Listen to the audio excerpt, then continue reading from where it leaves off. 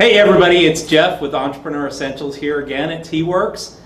Glad to see you guys out here again. Make sure if you haven't already subscribed to this, right down below me is the subscription button. Make sure that you click on that and you'll get updates as soon as we do a video. And I want to introduce you to my friend Hurdie Burk today.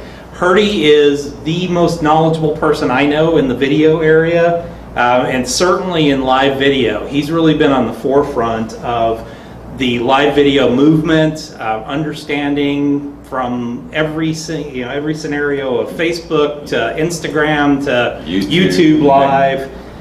Hurdie was really one of the pioneers of when YouTube came out, really embracing that and helping businesses get involved. So it's really exciting to see this today. Hurdie, thanks for coming out today. Jeff, thanks for having me. And something that never been said on the beginning of one of these is I want to thank you for this great co-working center in Cedar Park. This is, if you guys don't come over here and check this out and come over and sit down and walk through it with Jeff and see how you can collaborate with other business and take advantage of this, you're missing out. Absolutely. So thank you, buddy. Thank you. I appreciate it. And I enjoy being here. Thank you. Yes, and Hurdie's here, and Hurdie really works on our YouTube channel for us and edits a lot of the video and makes sure that the channel's optimized. So if you want to sit down and meet with Hurdie, he's here almost every day, so just schedule some time when he's here and spend some time with him.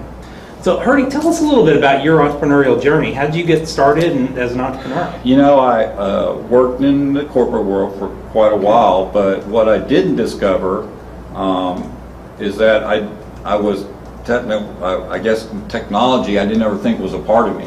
What I found out was my dad was an engineer back in IBM days in Huntsville, Alabama, and was the lead manager for the guidance system for all the Apollo spacecraft. Okay. Well, I played sports, right?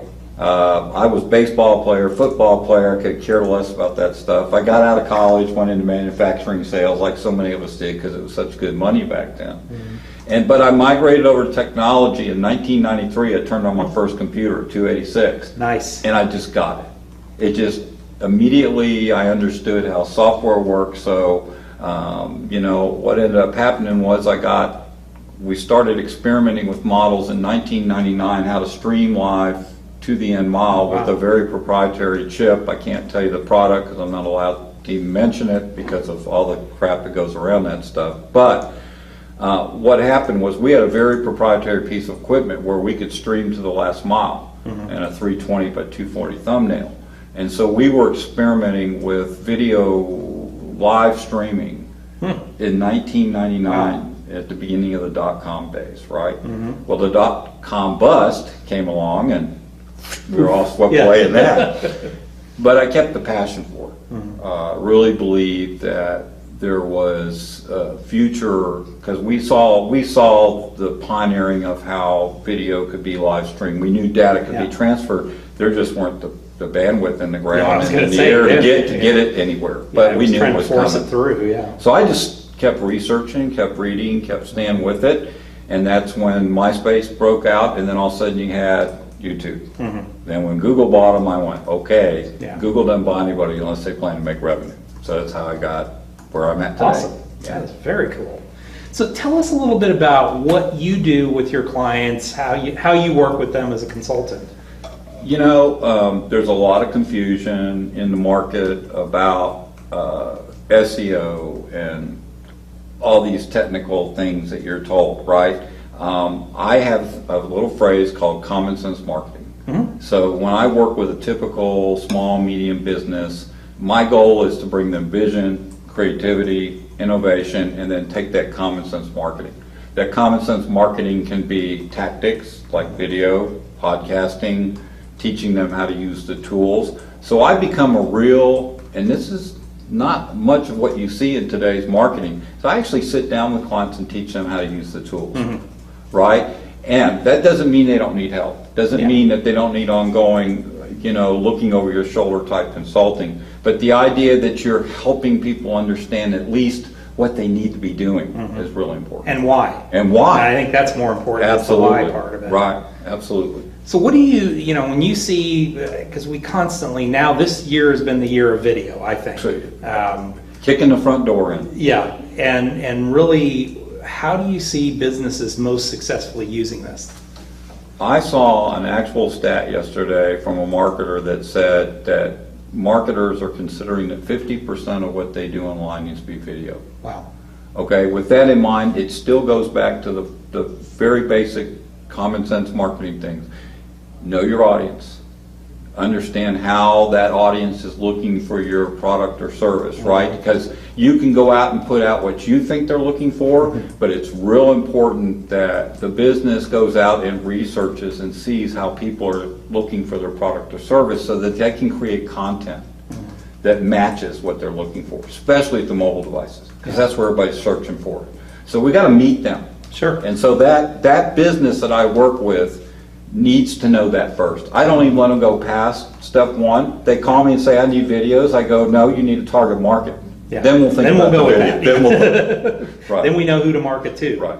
So, but to go further with that question, with Facebook Live, Periscope, YouTube has their app where you can record and upload straight to YouTube, Snapchat, all these fun things that kids can use. These kids are being raised in this. So if anything, you're just going to see video production and more video. All the social sites are catering to video.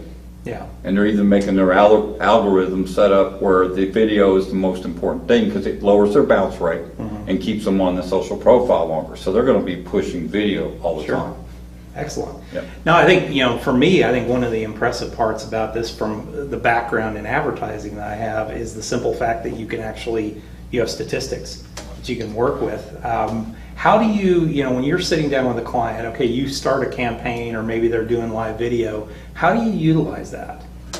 Well, there's a lot of ways to do it. Number one is if you're doing something live, I tell clients, get on and say something live, but have it planned out. Yeah. Have an idea what you're really trying to talk about and what is the end result you want from that. Yeah, you can look at your insights, you can look at your Google Analytics, you can look at your YouTube Analytics. All these measurements are built into the insights on all these social sites, right?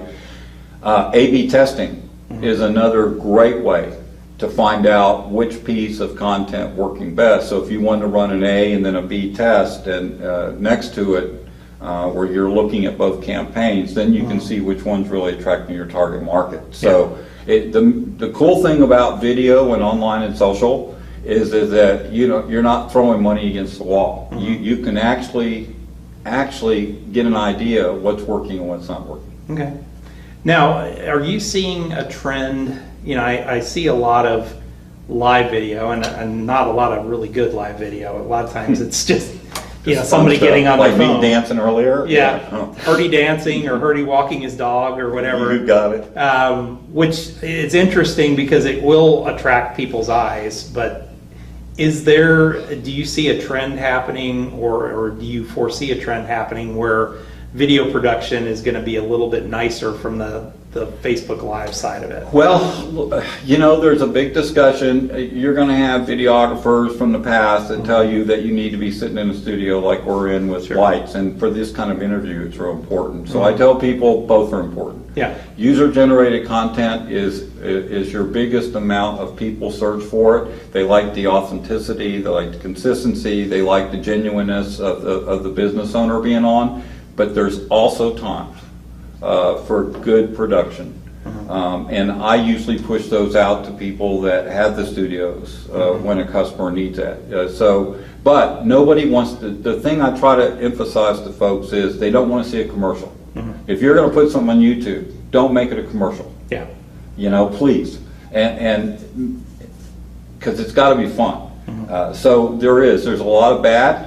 There's a lot of good, but it all mixes in the melting pot to bring the experience, right? Sure. So it's okay to have Hurdy walking his dog or doing a stupid dance with bunny ears on that Michelle just did. Yeah. It's just that for a business, they need to be thinking into, like I said, who's their audience. It all goes back to that, and what they want. Humor is always a good attraction. All those things help, but you got to think into them. Sure, absolutely, makes sense. So tell me some new exciting stuff in your world. What are you working on right now? Okay, so I have discovered, and through discovery, when I meet with clients, usually they call me because they heard I can help them with YouTube or video, but what I've stumbled on is that I can get in there with a client. They start asking me other things like, can you help me with my Google business page? Can you help me with consulting on how Facebook's working? Can you teach me how to target market? Can you show me how to do research against my competition? And I tell people, what I'm working on is like you a little bit, is I'm leaning more toward the education thing with clients. I want to really get into the education world. There's a lot of it out there of what I do, so I'm having to fight through the research noise right now to see what avenue I want to pursue. But a lot of my new stuff I'm doing now is basically diving more into a broader consulting role with clients, and not social media management. I'm not interested in that. There's plenty of companies that can do that. What I want to do is educate customers and tell them what they need to be careful of. And when they get that phone call from the fake Google company that wants to charge them and says rank's more important than getting customers, okay? I want to keep them, I want to talk to them. Sure. That's my typical. Well, and I would say too, I mean, you and I have had this discussion, is really helping the people figure out, okay, how do I pull all of these things together into a cohesive message? Yes. You know, which I think that's a challenge that I know we faced early on, and we've really, with your coaching and really with several people's coaching, being able to make that a cohesive message across the, and realize that each individual program, whether it's, YouTube, whether it's Facebook, whether it's Instagram, has its own unique audience. Yeah. And you have certain things that you would do on each. And I think cross-platform marketing is a very difficult thing because the tendency is that people in a hurry create a piece of content, then try to spread it out to the same users on all their social networks, and you get tired of seeing notifications on the same post, right? So the idea that you're using a cross-platform to a target market, because your LinkedIn market's different from your Facebook market, your Facebook market's different from your Google market, and so on and so on. Yeah. So you've got to learn where each of those customers are or that are looking for your service and adjust to those markets. And that is difficult. Yeah.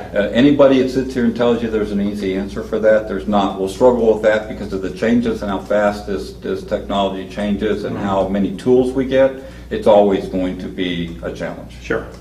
And I think that's why That's why we keep researching and digging into it's why you keep doing what you do every day. It's you're trying to make sure you stay on top of the changes and what's new going on in the world. And then I would say, Jeff, that's probably 50 to 60% of my job is spent off hours reading I'm probably a member of 30 different Google collections, right, from certifications on, getting mobiles, reading about mobile, reading about SEO, learning what Google's doing as much as they'll give you, right, and reading blogs, researching how businesses, where the growth is, and where marketers are using these technologies. Yeah. If I can stay on top of that, then I can push that out to my end user. Absolutely. Fantastic. You've got a good group that you have online too, don't you? Yeah, I have a little incubator group. It's not an incubator group, it's called Business Warriors.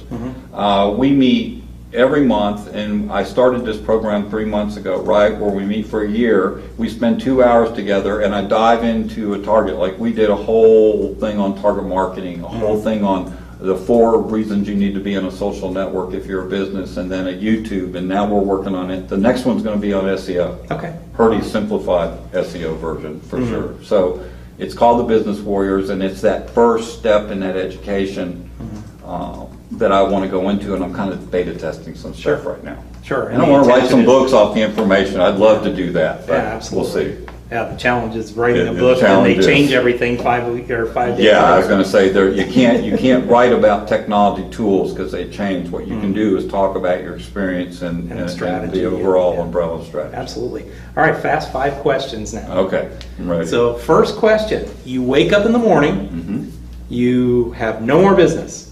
you have $500 in your pocket, place to live, laptop, computer, what would you do first? Wow, good question. I would create video. Okay. I'd do a beautiful, fun intro video.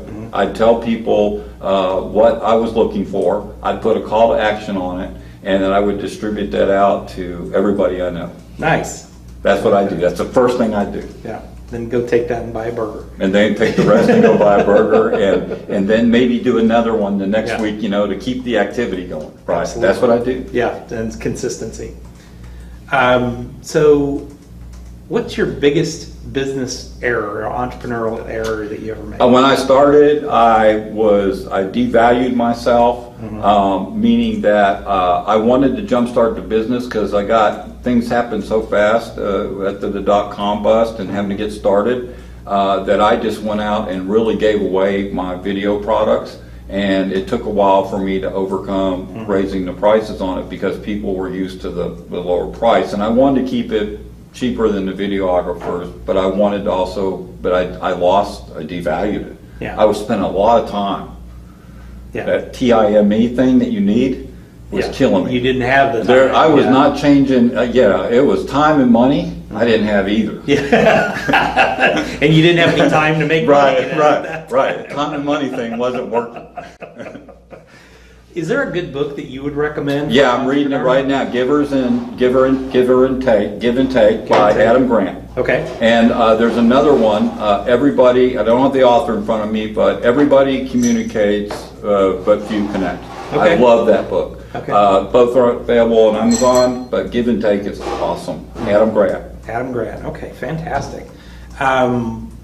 Is there a tool that you use on a daily basis, maybe like an Evernote or something like that you would recommend for somebody? Yeah, I use the free HubSpot CRM, which is attached inside my email so that as soon as somebody sends me an email, it asks me if I want to enter them in my database. Nice. I also have a little piece of information called Sidekick that runs with that. So let's say I just sent you a proposal, Jeff, and let's say I saw you open that email.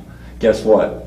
I can catch you right then. Or if down the road I see they open an email, then I can say, oh, they're actively engaged with me. This is the time. Well, they don't know. They just think it's like ESPN. Yeah. Magic. And I say ESPN because that's my way of calling it that. But and then they go, oh, magic. He just happened to get me at the right time. So I use, it's called Sidekick. I use Evernote to actually track my clients' meetings. So let's say I met with you and we were talking about a piece of business we did. I would go back and send them the steps or screenshots, anything that required from that meeting, because a lot of people forget what we talked about. Sure. So I do a note to Evernote. Okay, very cool. Great tool. Very cool. So how does everybody get a hold of you? All right, best way to get a hold of me is through my email, Hurdie, Hurdie, at Hurdie, HURDIE, email. You can message me, right? That's probably, if you can't get me on email, you can reach me. I don't like to be called on my phone because sometimes I'm in video shoots or I'm with the client and I won't answer. I check email every morning at noon when I'm meeting and when I get home. If it's an emergency, I tell people to type 911 and tell me why. on the messaging, right? Yeah. Tell me why. Yeah. And so that's the best way to get a hold of me. Okay, fantastic. Website will be up here. So. And you have a Facebook group that you manage as well. I correct? have 4. Okay. Okay. So I have the Small Business Center. It's called the Business Support Center. Yeah. And it's free. It's private. So all you have to do is go look up Business Support Center. And I got like 146 members. I'm really picky about making sure that the members on there, and I share tips on what to do socially. I also have my Business Warriors group. It's private, so nobody can join that except the members. But I have the Hurdie Burk Internet Broadcast Network on there, all the shows of local business I interview on my podcast, and Danny Smith, who you know, John Maxwell's certified coach and a mortgage owner, we're doing a show called The Power Hour. And every Monday night he talks a little bit about personal business growth, and then we have a Facebook page there too. So, awesome. Unbelievable. Yeah, that's a lot of I tell everybody, have a Facebook group if you're in business. Come up with something fun and a blog or whatever. How long have you done your radio show now?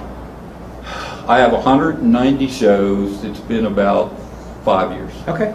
Yeah, because that's about the I try to do one every 2 weeks. Yeah, it's about the time I got to know you. Was about the time when you Yeah. had just started that. Yeah, it was a long time ago. It's changed Yeah. the brand and everything. And what I do is I don't rush it anymore. Okay. I don't go out and just seek, because it's not live anymore. What I do is I record it, then I do like we do here. I go back and edit it and put it up on a custom player on YouTube, and then we pull it back down to the Facebook group page. But yeah, I just take these small, medium business, right, and I say, look, I'm going to give you a chance to tell me in 30 minutes what you do. You send me the questions. Yeah.